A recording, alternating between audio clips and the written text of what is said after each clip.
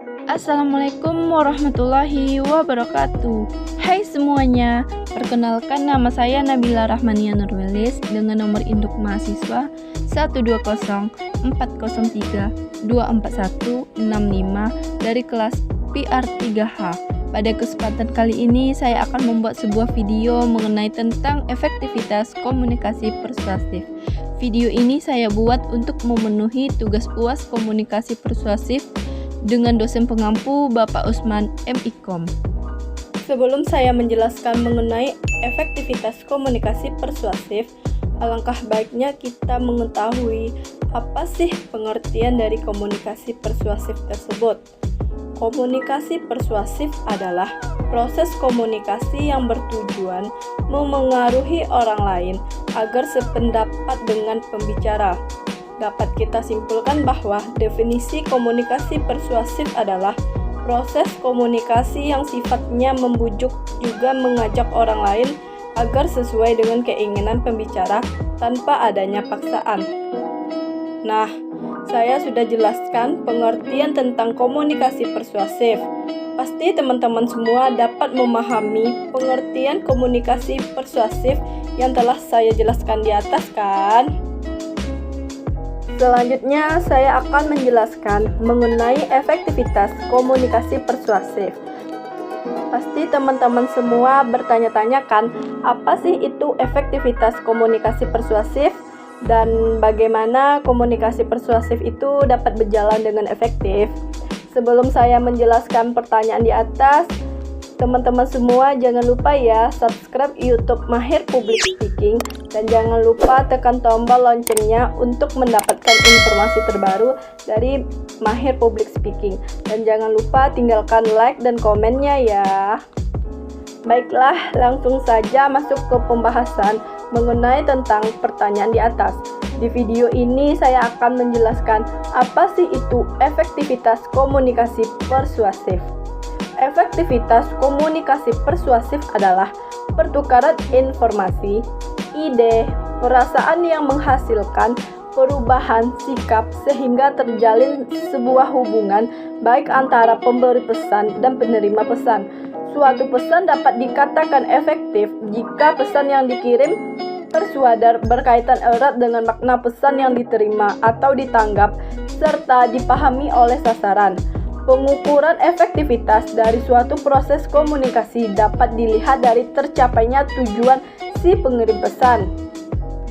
Contohnya, memperhatikan tata krama dalam berbicara dan menghargai orang lain yang sedang berbicara dengan Anda.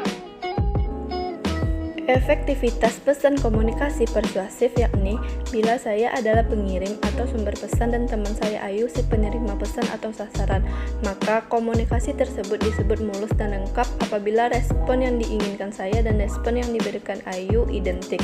Jadi, efektivitas pesan komunikasi persuasif menjadi satu apabila makna yang ditangkap penerima dibagi dengan makna yang dimaksud pengirim. Maksudnya adalah bahwa semakin besar kaitan antara yang kita maksud dengan respon yang kita terima, maka semakin efektif komunikasi yang kita lakukan. Selanjutnya, saya akan menjelaskan bagaimana komunikasi persuasif itu dapat berjalan efektif. Nah, komunikasi persuasif itu dapat berjalan efektif dapat kita wujudkan dengan menerapkan 9 hal berikut. Yang pertama, analisis sasaran.